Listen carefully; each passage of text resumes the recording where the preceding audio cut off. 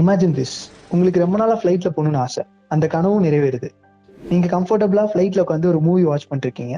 சடனா உங்க screen blue ஆகுது. நீங்க திரும்பி பார்த்தா எல்லா ஸ்கிரீனும் ப்ளூவா இருக்கு. உங்க ஃப்ளைட்டும் கேன்சல் ஆச்சு.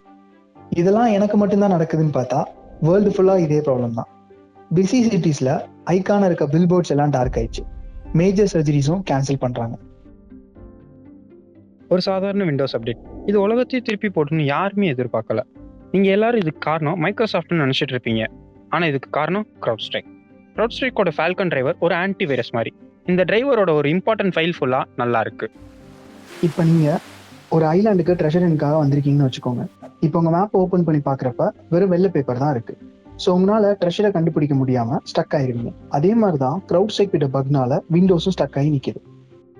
இதை டெக்னிக்கலா சொல்லணும்னா ஓஎஸ் பூட் ஆகிறப்போ எல்லா டிரைவர்ஸும் லோட் ஆகும்.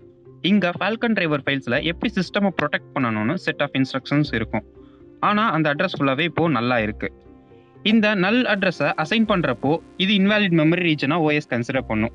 இதுதான் நல் பாயிண்டட் டீரெஃபரன்சிங். இந்த ப்ரோக்ராமை விண்டோஸ் ஒரு த்ரெட்டா கன்சிடர் பண்ணும்.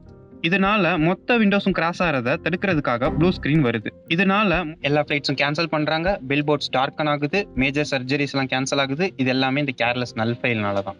பட் இதுக்கெல்லாம் சொல்யூஷன் இருக்கான்னு கேட்டா இருக்குது. இந்த கதையோட நாயகன் சேஃப் பூட். இந்த சேஃப் பூட்ல லோட் பண்ணும்போது எந்த தேர்ட் பார்ட்டி டிரைவர்ஸும் லோட் ஆகாது.